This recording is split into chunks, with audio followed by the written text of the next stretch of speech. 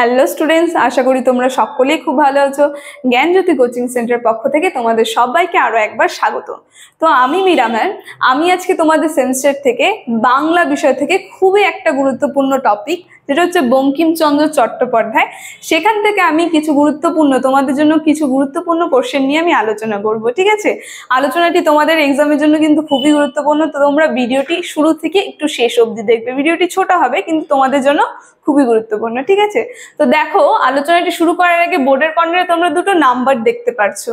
এটা হচ্ছে আমাদের Gyanjyoti coaching centre official helpline number.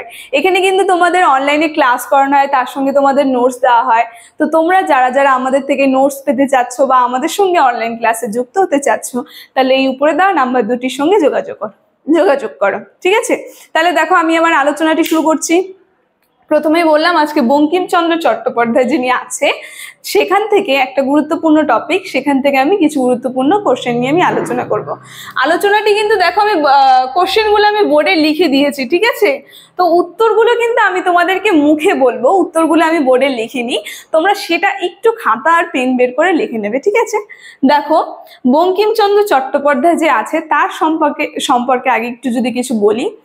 Bangla গদ্য সাহিত্যে অন্যতম প্রাণ পুরুষ কিন্তু এই বঙ্কিমচন্দ্র চট্টোপাধ্যায়।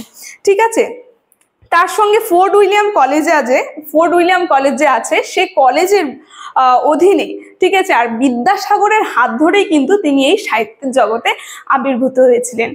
তো তার সম্পর্কে দেখিনি আমরা। প্রথম কোশ্চেনটা যেটা আমি লিখেছি, দেখো, বঙ্কিমচন্দ্র চট্টোপাধ্যায় প্রকাশিত পত্রিকাটির নাম এবং এটি কবে প্রকাশিত হয়েছিল।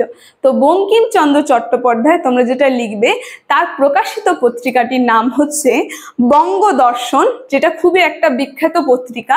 আর এই পত্রিকাটি প্রকাশিত হয়েছিল 1872 খ্রিস্টাব্দে। ঠিক আছে, তারপরের কোশ্চেনটা দেখো, বঙ্কিমচন্দ্র চট্টোপাধ্যায়ের যে কমলাকান্তের দপ্তর আছে, এই প্রবন্ধটি কত সালে প্রকাশিত হয়েছিল।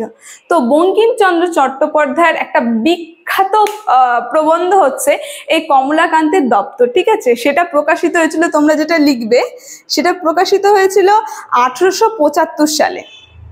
তো এই কমলাকান্ত বঙ্কিমচন্দ্র চট্টোপাধ্যায় রচিত একটি ব্যক্তিধর্মী প্রবন্ধ। এই প্রবন্ধটা ছিল ব্যক্তিধর্মী প্রবন্ধ সংকলন। ঠিক আছে, আর যেটা 1875 সালে প্রকাশিত হয়েছিল।